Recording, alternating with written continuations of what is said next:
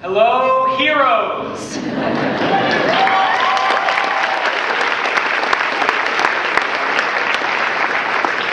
Because all of you are already heroes just by getting here. Tomorrow is the celebration of your accomplishments.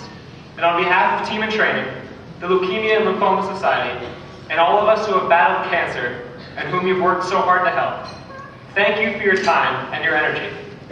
I said tomorrow will be a celebration, but you guys didn't pick an easy way to celebrate, did you? Most of you are here because you have a story. Whether it's a loved one's, a friend's, a family member's, a coworker's, or your own. And tomorrow, when you're on the course, you will have that story to keep you going. However, some of you didn't know anyone like that, but decided to help anyway, and we don't want you to feel left out. In addition to thanking you, I'm here tonight to cheer you on. Tomorrow, you're going to be swimming, biking, and running through a beautiful city rich with history. I can relate. Much of my story takes place at a children's hospital in Rome in July of 2007. A few days before, I was working in the state parks of Michigan's Upper Peninsula. I had just climbed a mountain and eaten lunch on the edge of a cliff, looking out on a bright summer day on Lake Superior, living a normal life. That afternoon, I started having pains in my lower abdomen and felt nauseous. I was treated there for strep throat and started to improve. 2 days later, I flew to Italy on a family vacation, but the pains came back worse than ever as I lived around Venice. Finally, I was taken to Ospedale Bambino Gesù in Rome. There, a sonogram showed a large mass in my abdomen. The doctors felt that it was a burst appendix and admitted me for treatment. From my hospital room, I could see the dome of St. Peter's. From an overlook just outside, I could see the Pantheon and many of the other famous sites of Rome. But I couldn't get to them. I was stuck in that little room for 25 days, looking out whenever the pain didn't keep me confined to my bed. Throughout, I just had to hold steady and say, "You can do this. Just keep going." Tomorrow you're going to be in a bit of a daze. I can relate. Doctors on both sides of the Atlantic couldn't figure out what was wrong with me.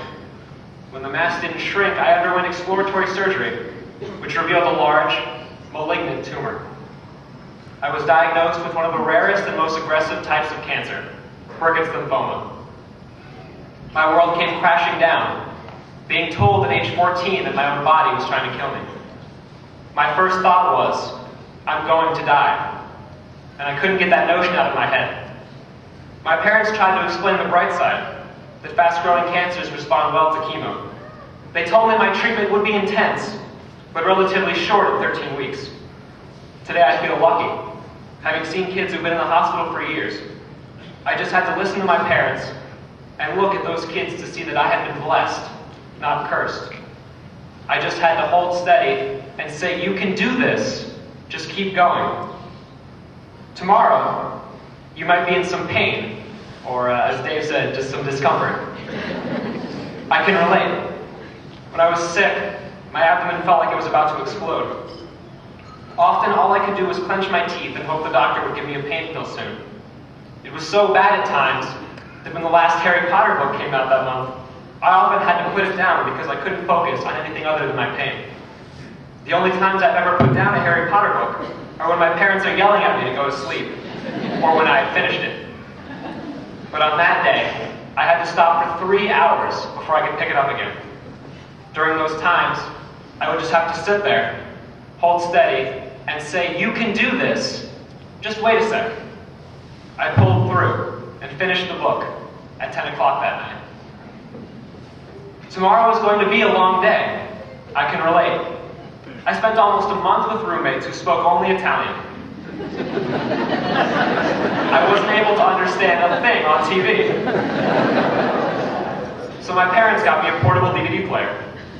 I watched the first 3 seasons of Scrubs, whose star Zach Braff went to my high school, to pass the time as best I could.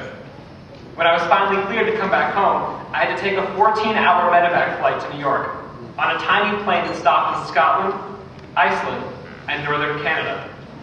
I had my first meal in a month, Kentucky Fried Chicken in Iceland. It was delicious.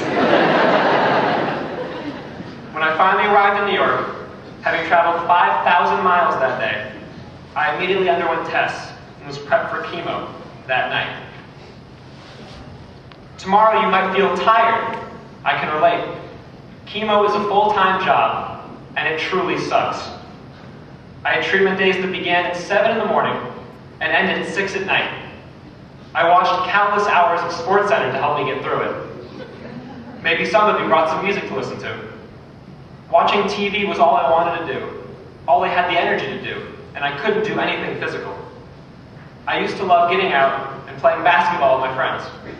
But on good chemo days, I'd only be able to walk the 100-foot loop around the hospital children's floor before going back to lie in my bed. On other days, I'd only get halfway and have to come back.